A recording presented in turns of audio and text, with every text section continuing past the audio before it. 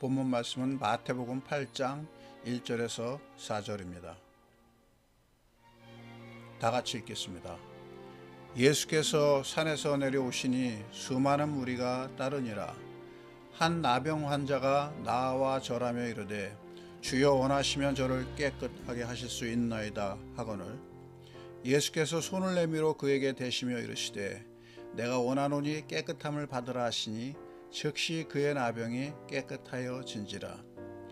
예수께서 이르시되 삼가 아무에게도 이르지 말고 다만 가서 제사장에게 내 몸을 보이고 모세가 명한 예물을 드려 그들에게 입증하라 하시니라. 아멘. 할렐루야. 지난주에 저희는 마태복음 7장을 함께 나누었죠. 마태는 마태복음 5장부터 7장까지 예수님의 산상순이라고 알려진 연속된 강론을 기록하였는데 마지막 7장은 몇 개의 독립적으로 보이는 단락으로 구성되어 있음을 확인하였습니다. 비판하지 말라. 너 자신의 눈에 들보를 빼내라. 거룩한 것을 개나 돼지에게 주지 말라. 구하고 찾고 문을 두드리라. 아버지께 구하시면 주신다. 대접받고 싶은 대로 대접하라. 생명으로 가는 문을 들어가라. 거짓 선지자를 삼가라. 나무의 열매로 그 나무를 알리라. 주의 뜻대로 행함으로 반석 위에 집을 지어라. 7장의 각 단락들은 표면적으로 서로 연관성이 없어 보이지만 깊이 살펴보면 모든 단락이 연관관계 안에 있습니다. 어떤 면을 강조하냐 따라 다르겠지만 제가 함께 나누었던 키워드는 바로 제자였죠. 제자는 천국을 만들어 나가는 공동체의 리더이자 일꾼, 즉 부름받은 사람들입니다. 여러분 모두 하나님께 부름받은 사람인 제자가 되기를 바랍니다. 아멘. 처음부터 우리 그리스도인들은 제자입니다. 그리스도인으로 산다는 것이 좀처럼 쉽지 않은 이유이기도 합니다. 이 제자는 비판하기에 앞서 내 눈에 들보를 빼는 일에 힘써야 합니다. 지난주에는 자세히 말씀을 못 드렸는데 도대체 내 눈에 들보가 무엇일까 생각하던 중 제가 최근 겪게 된 일 가운데 매우 적합한 해석이 가능했습니다. 내 눈 안에 들보가 들어갈 수 있는가? 들보는 잘 아시다시피 큰 가로기둥을 의미합니다. 이 들보를 볼 적마다 옛날 시골에 저희 집 안방에 그 가로기둥을 생각하게 되는데 들기조차 힘든 겁니다.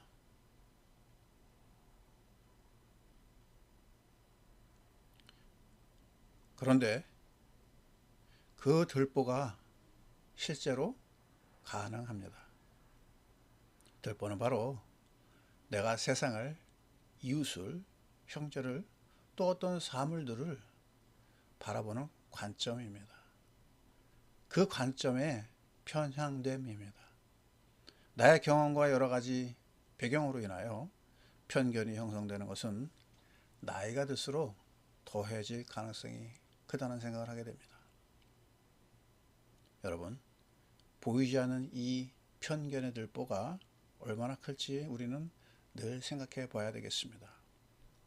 오히려 형제의 눈에 작은 흠을 발견하고 그 비판하는 것이 바로 내 눈에 낀 편견과 편향의 문제일 수 있다는 것입니다. 그래서 우리가 가장 먼저 구해야 될 것은 무엇인가? 바로 내 눈에 들보를 빼내는 것입니다. 그 내 눈에 들보를 빼기 수 있게요. 예수님이 말씀해 주신 대로 기도하고 구하고 찾고 문을 두드리기까지 해야 되는 것입니다. 그런데 우리가 구할 것의 기준은 무엇인가? 즉 편향됨이 없는 들보를 빼내는 기준이 무엇일까? 한번 생각해 봅니다. 그 기준은 바로 천국의 생명입니다. 생명이라는 기준에 서 있으면 편견과 편향을 버리고 오로지 아버지 뜻에 따름에 부족함이 없을 것입니다. 그런데 사람들이 이 생명을 구하기보다 먼저 다른 것들을 많이 구하게 됩니다. 귀신을 내쫓는 능력을 구하는 것이 또 우리 목회자들의 경향이죠. 여러분, 우리 제자된 사람들은 무엇보다 생명을 구해야 합니다. 천국은 바로 생명이 넘치는 곳이기 때문입니다. 그런데 이 생명을 구하는 것은 사실상 좁은 문입니다. 천국의 생명보다 앞서는 것은 오히려 불법에 해당됩니다. 선지자가 되어 말씀을 가르치고 예수 그리스도의 이름으로 귀신을 쫓고 권능을 행하여도 불법이 될 수 있다는 것은 바로 그리스도의 생명보다 앞세우는 것들이기 때문입니다. 7장을 이렇게 마침을 찍고 마태복음 8장으로 이제 들어가겠습니다. 예수님은 다시 많은 무리 앞에 서십니다. 8장 1절의 말씀입니다. 오늘 본문 말씀의 첫 절이죠. 예수께서 산에서 내려오시니 수많은 무리가 따르니라. 이제 8장 2절부터 마태는 몇 사람이 치료받는 이야기를 기술하고 있습니다. 먼저 한 나병 환자가 예수님께 나왔습니다. 예수님께 진심 어린 이해를 표하고 그렇게 고백합니다. 주여, 원하시면 저를 깨끗하게 하실 수 있나이다. 여러분, 이런 고백을 해본 적이 있으시죠? 여러분 늘 평안하셔서 이러한 간절한 고백이 필요 없기를 바랍니다. 그러나 살다 보면 우리가 문제가 발생하고 몸이 아플 때가 없을 수 없습니다. 그럴 때 우리는 이러한 고백을 하시기 바랍니다. 주여, 원하시면 저를 깨끗게 하실 수 있나이다. 주여, 원하시면 저의 문제를 해결할 수 있나이다. 아멘. 예수님은 그에게 손을 내미시며 말씀하십니다. 내가 원한다. 깨끗함을 받으라. 그리고 즉시 그의 나병이 나았습니다. 아멘. 오늘 요즘은 AI가 만능으로 여겨지는 시대입니다. 모르는 것은 무조건 AI에 대해 물어보면 똑똑하게 알아듣고 대부분 답을 해줍니다. 최근에는 제가 담당하고 있는 학교의 행정일에 엑셀로 작업을 하는데 과거에는 생각지도 못할 수식을 우리 재미나에게 물어보면 뚝딱 하고 만들어주죠. 수식의 용어나 의미는 자세히 알 수 없지만 요령껏 적용하는 방법도 물어보면 잘 알려주니 그대로 따라하면 엑셀 전문가 수준의 작업을 하게 됩니다. AI, 즉 인공지능이 사람이 하는 사고방식을 모방하여 컴퓨터에 이식한 것입니다. 한마디로 사람의 두뇌를 닮은 기계라고 보면 됩니다. 마치 데자뷰로 생각나는 것이 있죠. 창세기 하나님께서 사람을 만드시며 자신의 형상을 따라 만드셨듯이 사람이 자신의 형상을 따라 인공지능을 만들고 이제는 사람의 모양으로 로봇을 만들어 여기에 인공지능을 장착하니 사람과 같은 일들을 더 잘하는 그런 사람의 형상으로 탄생한 기계가 만들어졌습니다.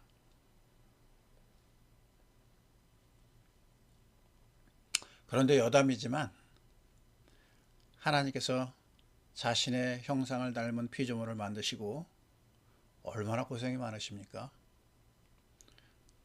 그렇죠? 사람도 자식 낳고 나서 고생을 많이 합니다. 하나님께서 사람에게 무시당하시고 또 사람에게 오셔서 죽임까지 당하신 이야기가 예수님의 이야기입니다. 그러한 일이 앞으로 인공지능을 만든 우리 인간에게 올 것이라는 예상으로 앞으로의 세계를 어두운 디스토피아로 보는 염려가 매우 큽니다. SF 영화의 거의 대부분이 이러한 내용들입니다. 세상에서 일어나는 이러한 일들을 통해 우리 그리스도인들은 오히려 하나님을 지으려 하지 말고 하나님을 더욱 선명히 보는 믿음을 가지도록 해야겠습니다. 자, 그런데 이렇게 과학기술로 세상이 편리해지고 사람의 수명도 길어지겠지만 그래도 우리는 한계를 가진 피조물입니다. 병원에서 치료받고 약국에서 약으로 건강하게 살지만 여전히 우리는 치료하시는 분이신 하나님을 찾아야 합니다. 그리고 구해야 합니다. 무엇보다 인공지능이 못하는 것은 바로 이 하나님을 구하는 마음이 아닐까 생각합니다. 사람이 사람답게 되는 것이 일종의 치유료의 문제라고 한다면 그렇게 사람이 사람답게 되는 것은 어떤 인공지능의 능력으로도 안 될 것입니다. 사람의 지적인 또는 물리적인 능력에서도 초월하는 것입니다. 상당히 혼적인 것들은 이미 많은 동물에서도 발견됩니다. 정도의 차이일 뿐 동물들도 지능이 있고 또 감정이 발견되기 때문입니다. 육적으로는 동물들이 사람보다 훨씬 탁월한 부분이 한두 가지가 아닙니다. 이것들은 모두 혼적인 것입니다. 그런데 사람이 사람다운 것은 바로 영적인 존재라는 것에 있습니다. 이제 인공지능에 대응해서 인류가 자신의 정체성을 찾기 위하여 많은 철학자들이 고민을 하는 그런 상황에 처해 있습니다. 여러분, 사람이 사람다운 특별한 것이 무엇이겠습니까? 바로 사람이 영적인 존재라는 것에 있음을 기억합시다. 영적인 존재의 특성은 그냥 어떤 능력에 있는 것이 아닙니다. 지성과 감성과 지능의 영역이 아닙니다. 무엇일까요? 바로 하나님과 연결되어 있는가의 문제인 것입니다. 매우 공평하죠? IQ가 높은 사람이 하나님께 연결이 더 쉬운 것이 아니고 IQ가 낮다고 능력이 약하다고 하나님과 연결이 어려운 것이 아니라는 것입니다. 영적으로 산다는 것은 하나님과 연결성의 문제이라는 것을 꼭 기억해야 됩니다.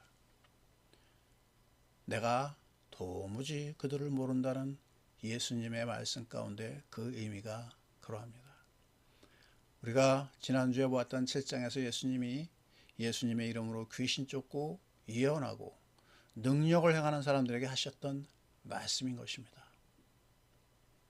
여러분, 육신이 사느냐 죽느냐가 바로 숨을 쉬는가 멈추었는가로 결정되듯이 영적 생명은 연결인가 분리인가의 문제입니다. 그러므로 죽음은 곧 하나님께서 나를 아시는가 혹은 모르시는가로 생명과 죽음이 판별되는 것입니다. 주민등록이 되어 있는가 아닌가는 국적을 가르죠. 기록이 중요합니다.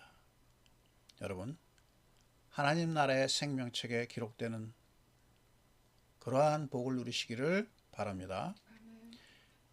예수님께 나와서 고침을 받은 나병 환자는 이 기록에서 벗어났던 사람입니다.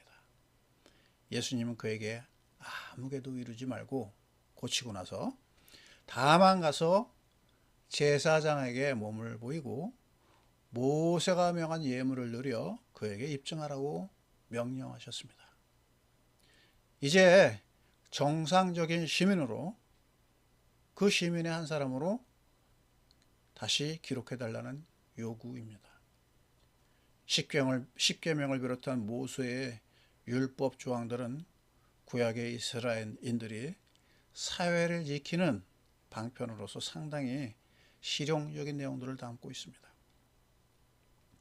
특별히 전염병이나 무서운 질병에 대하여 엄격한 기준들이 아주 그 절차까지 상세하게 설치되어서 운영되어 왔습니다. 그 중에 하나가 바로 나병에 감염된 사람들에 대한 것입니다. 그들이 정상적인 사회에 들어가려면 그 나병에서 고침을 받은 다음 반드시 제사장에게 가야 합니다. 그리고 예물과 함께 제사장의 몸에 점검을 받고 제사장이 다 나았음을 인정해 줘야 되는 그런 절차를 거쳐야 되는 것입니다. 신약적이고 그리고 영적인 차원에서 우리 모두는 나병 환자와 같습니다. 죽기까지 인정받지 못하는 병입니다. 죽어서 나병 환자는 시신도 대우받지 못하는 그런 질병인 것처럼 우리는 죽어서도 또 얼마나 제대로 대접을 받을 수 있겠습니까? 영적인 사망에 처한 사람을 예수 그리스도께서 오셔서 그래서 치료하신 것입니다. 십자가는 영적인 사망에 처한 나병 환자들 같은 죄인들이 하나님 그분을 정죄한 사건입니다. 마치 순수하고 죄 없는 어린 양의 머리에 손을 얹고 자신의 죄를 전가한 후 자신의 손으로 그 양을 죽여 번제단에 올린 구약의 제사와 같습니다. 여러분, 우리는 그래서 모두 그 앞으로 나아가야 합니다. 그리고 고백해야 합니다. 주여, 원하시면 저를 깨끗하게 할 수 있나이다. 만약 인간이 앞으로 우리를 집어삼킬지도 모르는 인공지능을 초월하는 어떤 능력을 꼽으라면 어떤 이들은 논리비약이라고 비난할지 모르나 바로 이 나병 환자의 고백입니다. 믿음의 고백이 비록 논리와 이성의 결과는 아닐지라도 바로 인간만이 할 수 있는 능력이라는 것입니다. 생각할수록 놀라운 일이 아닐 수 없습니다. 인간에게 남은 그 자신의 피조물보다 더 우수한 능력은 바로 보이지 않는 하나님께 자신을 의탁하는 것이라는 그러한 진리가 우리 눈앞에 있는 것입니다. 여러분, 그런데 사람들은 오히려 이제 인공지능을 신으로 모실 단계로 나아갈 가능성이 매우 높다는 사실을 우리가 염려하지 않으면 안 됩니다. 이미 요한계시록의 기록들이 그러한 가능성에 대하여 상당히 구체적으로 묘사하고 있음을 통해 우리가 믿는 성경이 얼마나 하나님께서 우리의 미래를 생각하시며 주신 말씀임을 보게 됩니다. 여러분, 우리는 예수님 앞으로 나가면 사는 것임을 기억합시다. 지긋지긋한 나병이 나음과 같이 되는 것입니다. 육신의 나병은 죽으면 끝이지만 영적인 나병은 죽어서도 끝나지 않음을 성경이 증언합니다.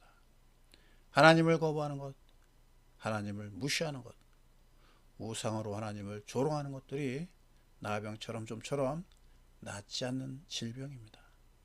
육신의 질병에 걸린 사람은 자신의 그 병을 낫고자 합니다. 왜냐하면 육신이 고통스러움을 느끼기 때문입니다. 또한 사회로부터 격리되고 소외되고 멸시받기 때문입니다. 그런데 영적인 나병은 그러하지 않습니다. 고통을 모릅니다. 넓은 문이기 때문에 많은 사람들이 그다지 고통받지도 무시되지도 않습니다. 오히려 좁은 문으로 가는 사람들을 힐난하고 핍박합니다. 모든 믿지 않는 사람들을 나병 환자에 비유하는 것은 기분이 나쁘겠지만 이 불선앙의 문제는 바로 고치기 힘든 질병이라는 것임을 강조함입니다. 하나님 나라의 시민권은 육신이 강하거나 사회적 명망이 높거나 선량하거나 선행으로 공덕을 쌓거나 어떤 것으로 되지 않고 오로지 예수 그리스도를 통하여 그분의 나라인 천국의 시민권을 얻는 것입니다. 일견 불공정해 보이기도 합니다. 그래서 다른 종교와 불신자들은 꼭 예수를 믿어야 구원받는다는 말에 심한 반감을 표시합니다. 일견 이러한 주장은 기독교의 교리는 이성적이지도 않습니다. 왜냐하면 구원이 꼭 어느 한 가지로만 된다는 것이 편향적으로 보이기 때문입니다. 그러나 세상 생각해 보면은 세상에 더 많은 일들이 딱 한 가지 조건으로 되기도 또 안 되기도 하는 것이, 그리고 살기도 하고 죽기도 하는 것이 우리가 목도하는 진실입니다. 한 가지 또 우리가 기억해야 될 것은 예수 그리스도를 통한 믿음으로 구원을 얻는 것은 어떠한 조건이, 그 조건은 누구에게나 열려있는 기회라는 점입니다. 누구든지 오로지 믿음의 고백이 필요할 뿐입니다. 여러분, 정말 하나님께서 우리를 지으신 아버지 하나님이라면 당연히 그 믿음의 고백 하나만으로도 충분하지 않겠습니까? 부모가 자식을 대하는 태도가 기본적으로 그러하지 않습니까? 여러분, 우리 모든 그리스도인들은 오로지 예수 그리스도가 만드신 그 나라를 사모하는 사람들이고, 그 나라를 예약받은 사람들이고, 또 오늘 이 땅에서 그 나라를 체험하는 사람들입니다. 아멘. 요즘 TV를 보면은 우리나라의 그 TV 프로그램이 중흥의 시대인 것으로 생각됩니다. 어느 채널, 어느 프로그램을 보든 한번 보기 시작하면 계속 보게 하는 마술적인 그런 재미 요소들이 풍성합니다. 지난 금요일인가 어느 채널에서 유명한 연예인, 그 연예인의 이름을 밝히진 않겠지만 그 시청률이 높았던 응답하라 88에 나왔던 그런 남자 탤런트가 미용사로 변신하였습니다. 그래서 시골 지역에 미장원을 개설하여서 서비스하는 그런 프로그램이었습니다. 그것에 우연인지는 모르나 머리를 단장하러 온 여자 손님은 한마디로 행복 그 자체였습니다. 얼굴에 인생 대박을 맞은 그런 모습이었습니다. 그 유명한 전 세계적으로도 유명한 배우를 그냥 만나 사진 한번 찍고 사인 한번만 받아도 큰 자랑거리인데, 1시간여를 직접 자상하게 머리를 매만져주고 다듬어주는 서비스를 받았다니 얼마나 큰 행운이 아니겠습니까? 돈을 벌어서가 아니라 남들이 하기 어려운 경험을 한 것이기 때문입니다. 그리고 그 탤런트와의 대화와 서비스가 얼마나 즐거운 일입니까? 두고두고 자랑거리겠죠. 세상에서도 이런 직접적인 만남을 중히 여기고 즐겁고 행복하게 여깁니다. 영광스럽게 여기기도 합니다. 단지 유명하고 글로벌한 인기를 누리는 그 셀럽과의 만남도 그러합니다. 그런데 하나님 나라의 사람으로 사는 것이 얼마나 좋은 일인가. 잘 아시는 잃어버린 양 한 마리의 양의 그 비유로 예수님께서 말씀하시면서, 예수님은 그 잃어버린 양 한 마리를, 즉 한 명의 회개하는 사람으로 인해서 천국에서 잔치가 열린다는 말씀을 주셨습니다. 한 사람을 인하여 잔치가 열린다는 이 말씀은 몇 가지 요소를 생각해 볼 수 있습니다. 첫째는 그러한 일들이 대단한 일이라는 것입니다. 우리 영적인 생명의 가치가 세상에서 제일 대박이라는 것입니다. 아멘. 둘째는 역설적 추정이지만 그만큼 드물다는 점도 생각해 볼 수 있습니다. 잔치가 매일 열리면 식상하지만 이따금 열려야 제맛이긴 하죠. 물론 천국 잔치는 매일매일 열려도 좋겠지만요. 아무튼 한 사람의 회개하는 사람에게 최고의 대우와 가치를 천국의 잔치로서 말씀하심을 기억합시다. 천국에서 매일매일 잔치가 일어나는 일에 기여하는 우리의 삶이 되기를 바랍니다.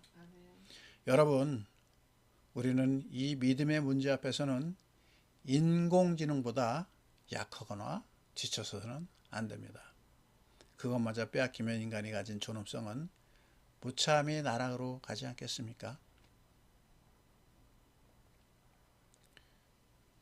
논리의 비약을 초월하는 영적인 신성으로 비롯한 이 능력이 바로 하나님을 믿는 믿음의 고백 안에 있음을 기억합시다. 나병이 낫기 위하여는 예수 그리스도가 원하시고 선포하셔야 합니다. 영적인 나병인 불신앙은 어떻게 나을까? 바로 회개입니다. 나의 불신앙과 악한 모습을 보고 통탄하며 회개하는 것입니다. 그리고 하나님께서 그런 우리를 용납하심을 믿고 감사함입니다. 그리고 고백의 능력을 주신 하나님께 또한 감사함으로 나아갑니다. 그럴 때 이 땅에서도 하나님의 섭리와 보호하신 가운데 치료받고 행복하고 생명을 누립니다. 아멘. 기도하겠습니다. 하나님 아버지, 육신의 질병도 영의 고질병도 예수 그리스도 안에서 믿음의 고백을 통해 낫기를 간구합니다. 무엇보다 천국의 생명을 갈망하며 구하고 찾고 문을 두드리는 제자의 삶을 기꺼이 가고자 결단하는 모든 성도들 되게 해 주시옵소서. 내가 원하노니 치유함을 받으라. 이러한 복을 누리는 모든 성도의 삶이 되게 하여 주시옵소서. 감사하며 우리 주 예수 그리스도 이름으로 기도합니다. 아멘. 나를 만드시고